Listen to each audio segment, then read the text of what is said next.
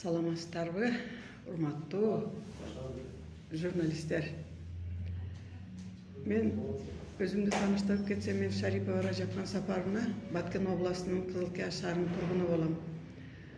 Азыркы мезгилде пенсиядамын. Өзүм медицина кызматкери 38 жыл иштедим. Азыр пенсионермин. Мен ошол 99-жылы Кызылкия шаарында шахт управлениеде бүтпөй калган 60 квартиралуу котлованды ошо көйлөнгөн боюнча калганда ошону аукционго катышып мен алгам. Ал эменин кызыл китеби бар. Шахт управлениенин чечимдери, купли-продажа договорлору бар. Госимуществого караган. Мына госимуществодон берилген күбөлүк. Бул дагы бар. Эми мен 7 жылдан бери соттошом. Бул 7 жылдын ичинде адвокат 20-жылы Имарова Нургүл аттуу мынабы Ош областынын адвокатына сурандым да. Бул согласны болуп, анан 2020 жылы ишти баштады. Ишти баштагандан прокуратура УКМК Баткенская областка сиз акча даярдаң, акча бериңиз. Акча менен бүтөт бул иштер деп туруп мен айтам, азыр биз алышкан пенсияда. Мен да пенсияда болсом, кыйынчылык заманда же барып Россияга иштей албадык. Элдин ден соолугун ойлоп мен иш жакка кеткеним жок да. Анан жок таап эме кылсаңыз бүтпөйт. Процентке болсо ham алың деп 450 миңге жакын утуру ошо даже процесс малдагы ham процесске ham $300 алып келе калдым. Мунага бериш керек. Кызылкия сотуга, УКМК Баткенская область и экспертизага беремин деп менен саап алып жүрдү. Иш бүткөн жок. Мен айтып койгонмун Баткен областынын судьясына, прокурорлорго деп туруп алганда эч кимге бербептир. Анан Кызылкия сотудан эле уже мен айтып кетсем, Кызылкия соту башталгандан процесске кирип кетип бартам. $100 бериң, $300 бериң мынага деп алды. Акачсы эч кимсиге бербептир. Азыр болсо качып жүрөт. Мен өткөн аптада көрүп калдым, YouTube'дан дагы бирөөлөрдү алдап жүрөт. Мынабы Нургүл Имарова. Бул не деген сөз? Буларга закон жокпу? Мен ошон үчүн алдыдан тартип комиссияга Бишкекке кайрылдым. Тартип комиссиясы бар экен адвокаттардан. Эми карап Бишкекке чакырды, собранияга барып келдим. Bir ayдын ичинде сизге жооп кылабыз деди, мына 3 ай болуп калды. Эч кандай жооп жок. Өзүгө звонок кылсам, берем да, ол кеткен акчаңыз кайта эле. Мен сизге эмне деп урушуп берген күнү болду. Анан 1 айда берем, наркы жума берем деп коет дагы. Ошону менен созуп анызгече же телефон албайт. Бул не деген сөз? Кайтып мени урушат. Сиз эмне ошо пулду? Ол мен процентке алып, мен эзилип кеттим. Процент төлөйм деп. Буларга закон барбы? Ушуну мен эмеге ham жаздым. Верховный жанга Зулушевка жаздым. Сардарбековичке жаздым, Билим Сардарбековичке, кийин Батыркуловичке, Баятов Аяз Батыркуловичке. Булардан али ответ келген жок. Не кыла алат элең, сенин колуңдан не келет эле деп кайтып мени алдап, Ош шаардык сотуна келдим. Келсем, келди. Келдиңизби же деп. Мага пустой кагазга канча акча алдым, ошону жазың, мен сизге беремин деп, суммаларды жаздырып алып карашсам, соглашение деп турат. Энди мынерге кол коюп коюң. Айтам, койбойм, дагы мени эмне алдап атасың деп койбодум. Акачса мени дагы алдаганы калган экен. Мен кол койсом, ол бар жок дейт экен. Ушундай адвокатка эми болдум.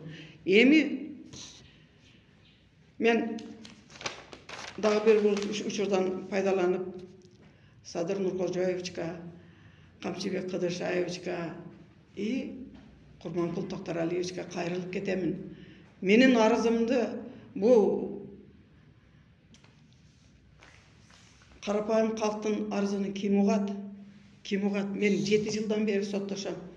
Кызылкия шаарынын сотунда мен ошол кадастр, Кызылкия шаарынын кадастры коррупциялык иштерди жасашып, башка бирөөгө Айдар Бактияр дегенге өткөрүп койгон менин жеримде.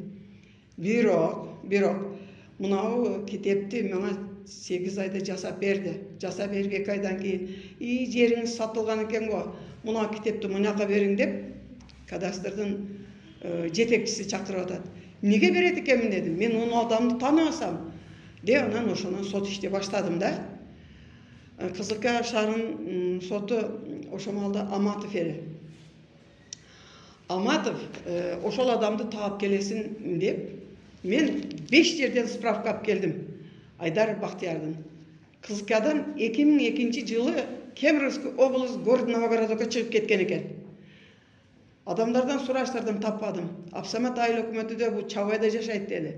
Ал жактардан вес справканы алып келдим. Бул адам жок, бул жерде жашабайт. Форма адинине, паспорт алгандагы форма адинине гана таап келдим. Ошентип жүрүп, мага 30 январгача сурок берген. Мен 29 акыркы эмесини таап, Кызылкияда бир жерде турат экен. Ошо жерден тинти барып таап келдим. Домкомдон справканы. Ошентип сотко алып келгенмин да ал адамды. Анан энди карап тургула. Ошол булар базарда иштеген акчалуу адамдар. Коррупцияга тыгылып болуптур. Мен 7 жылдан бери көрдүм. Кызылкиянын соту, Баткен областынын соттору мен ачык айталам. Неге дегенде ушундай адвокаты келип урушса, Кызылкиянын соту Дыйканов Нургазы. Мен фамилиялардан бери айтамын. Ошону кой деп койбойт. Күлүп эме экспертиза мана. Экспертиза чыккан. Подделка документов деп чыкса дагы,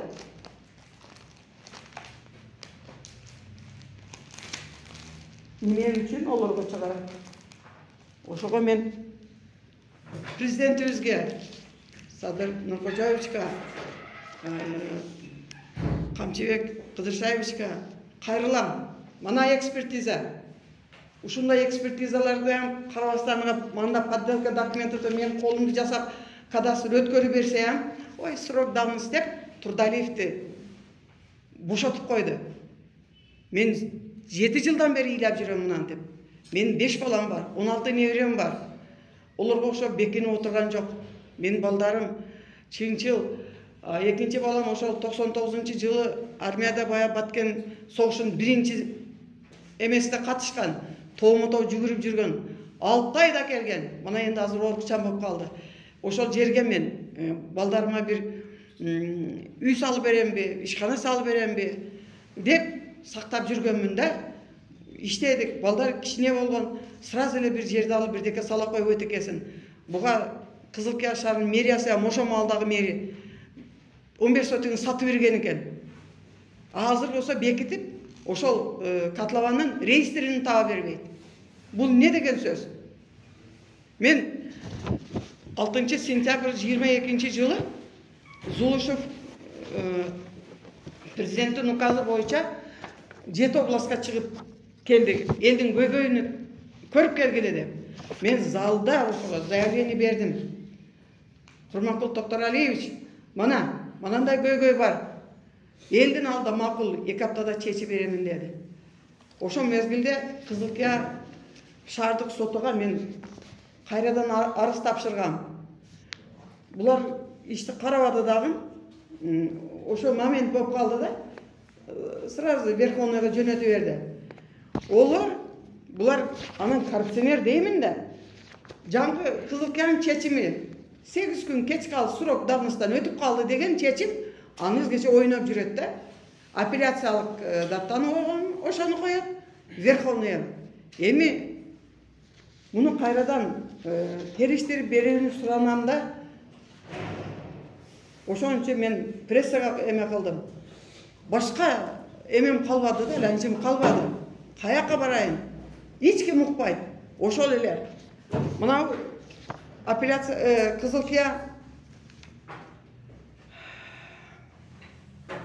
Кызылкиянын судьясы Дыйканов Нургазы шундай экспертизалардан карабай срок давности ошо 8 күн кеч калды деген срокту койду. Апелляцияга жаздым Баткенге. Апелляцияга жазсак Баткендин соттору не кылды? Ошо Нарымбаев, Фазылов, Бурханов деген судьялар 4 жолу процессти бузду. Биринчи барганыбызда наркылардын адвокаты барбады, аты менен калды. Экинчисиде опять Турдалиев жаңы госрегистрдики ооруп калды деген справка тапшырды. Опять аты менен болду. Үчүнчү жолу судьянын кимдир бирөөгө ооруп калып кайра кайтып келдик Баткенден. Төртүнчү жолу менен адвокатым Бишкекке кеткен эле. А бешинчи жолу пригласительныйм келбей туруп, ошо больницада жаткан Турдалиевди болсо бир жердебиз. Турдалиевди алып барышып, сот процессин өткөрүп, четимди чыгарып коюптур. Мен наразы болдум да. 2 күндөн кийин барып кирейин десем, Фазыловам прием кылган жок, Нарымбаевам прием кылган жок. А эместе канцелярияга кирсем, канцелярияда даже пригласительный келген жок да. Ошондо 13 декабрь болчу. Пригласительный келген жок. Эмне үчүн десек, эртеси 12-те боло турган 13-дө почтальон мага пригласительный алып келип атат. Мен айтым, эмне кереги бар дедим, бир күн өтүп кеткенден кийин. Мага энди келди. Анан рейстерде барып караттым да. Копия кылып алгам, копиялары бар. Ол бир 10 күндүк цифраларды оңдогон, числолорду. Оңдолгон турат. Бар доказательства. Эмне үчүн бизде карапайым элди карабайт? Закон барбы, жокпу Кыргызстанда? Мага окшогон канча? Мага окшогон канча? Өтө көп. Ыйлап жүргөндөр канча? Ошо элдик курултайга катышып эме кылдык. Садыр Нуркожоевичка жеткирели деп. Эч доступный болбойт экен. Ошон үчүн мен прессага катыштым. Кайрылдым прессага. Ушу биздин үнүбүздү угар бекен. Карапайым элден бир карар бекен деп. Өздөрү билип өтөгүн төргө илип, эми Баткен чекеде үчүн эмеге Садыр Нуркожоевичка мен 3 жолу кайрылдым. Үчөө да орун басарлардан ответ келет экен. Бул Ленин көчөсүдө, Кызылкия шаарынын Ленин көчөсүдө 1-кичи районунда жайгашкан. Бул мен бая жана айтып кеттим башында. 99-жылы 60 квартира түшө турган котлован. Түшүндүңөр, а? Котлован бул чычканы эмес, жоголуп кеткендей. Мен архивден таптыра албадым шунун рейстерине, общий сотыгине. Биринчи 15 сотыгы жасатканмын. Ошо госрегистрден азыркы Турдалиев өзү жасап берген. Анан калганын 25 сотыгы мана дагы жасаттым. Мен мана 25 сотыгы жасатса, олар саткан эсиден чыгып калып, болсом Бишкекке Эркинтоого объявление берип, объявлениеден эч ким эме кылбагандан кийин жасап берди. Жанагы жерден бая саткан Айдаров, Бактиярды, мынагы саткан экенсиз деп. Менин колдоомдо подделка, мана чыкты жаңгы результаттар. Подделка почерк деп чыкты. Бирок ого эч ким караган жок. Бул коррупция эмне? Азыр ушул 60 сотуктун канча өзүңүзгө калды, канча сатылды? 25 сотугу бар. Бар. Өзүңүздө бар. 15-ин ким талашып атат? 15-ини мэрия башка бир тажик балага сатып берген. Onun kızıl kitabını gördüm. Ay endi men bul kalganıga kıldırsa, azı bunu da talaşıp nargıga. Uşo nargı жердин эки казайны барбы? Эми меникиге атак акылып, мынаны жок, бул сатылган экен деп эме кылып атпайбы? Талашып атат. Бул акча менен басып ататтар. Только акча менен. O Kızılkия шаарынын мэриясы берген экен ошол. Жерде. А мынабы азыр өзүмдүн атымда. Архитектурада эми көрдүм. Өзүмдүн атымда турат. Бирок наркыларга срок давность деп туруп эле жаңгы Айдар Бактиярга берип атат да. Ушул эки китеп жок. 2 кетет, наргы 15 сотикте. Анан жаңгы эмеге сотко копия кылдырганмын деланы. Подделка көрүнүп турат, боёп, сотиктеринди дагы мындай кылып, олордун китебиде 21 сотик кылып оңдоптур, 15 сотикте. А менде мына 25 сотик. Буга турлап атат азыр. Бардыгы көрүнүп турат. Керек болсо мен ошону эми алып келип эпем. 15 сотук жериңизди дагы бери берген мурда де. Бери берген. 25 сотукту да талашып. Дагы муну ham талашып атат. Экинчи хозяинге. Жалпы 60 бу ошондо же Ошону эми жерлер бергенде реестри болот экен. Реестрини бергиле десем, архив тагы бербей атат. Шахта управление, Гилтейген шахта управлениенин үй салып аткан жерлери. Ошонун эми менде жок да, ошону таа бергиле. Бир жерде болуш керек да, архивде. Жок да, бирок өлчөтүп эме кылган живой өлчөп пул бергени 25 сотук мына бар. 15 сотук үстү. Общий ошо 60 квартира түшө турган котлованда. Азыр 25 сотук боюнча сот иштери жүрөт абы? Азыр Кайсы инстанцияда? Биринчи, экинчи, үчүнчү? шуну арызды жазып даярдап коюп, биринчи дистанцияга Кызылкия шаарына тапшырайын дейм. Неге дегенде өткөндө тапшырсам, прямо Бишкекке жөнөтүп бериптир. Эмеге Верховныйга. Не шаарда, не Баткенде. Олар барсам, ошо дагы эле баягы Байназаров ким отурат. Бизди угуп койгон жок. Мен 7-чи каналда ошондо алып кирдим. Бар 7-чи каналда. Угуп койгон жок дагы, анан биз сүйлөдүк, бардыгын доказать кылдым. Эме ошо эме неместе кылсын, силаста калсын, биринчи дистанцияда дегит да, ошо менен дагы кайра калып калды. Каякка карап бакырайын, каякка карап. Бизде карапайым калкка карайбы? Ушул менин айтканымды УКМК текшерген болсом, УКМКдан подделка документи чыкты. Ошон үчүн мен кайрылып атамын Садыр Жапаровка и Камчыбек Кыдыршаевичке. Урматтуу биздин президентибиз, урматтуу Камчыбек Кыдыршаевич, биздин карапайым элдин көйгөйүнү бир угуп койсоңуздар, суну чечип бериңиздерчи. Сотторду соттор да коррупцияга эме болуптур. Эмнеге дегенде олар базарда иштейт. Адвокат ачык эле. Сен акчаң жок. Мен акча менен басып коем, сен эмне кыласың? Адвокатка канча бердиңиз эшеке? Адвокатка бардыгы болуп мен процентке алып бергенмин да, проценттерин санаган жок, төлөгөн. Анысыгыча кредит төлөйм.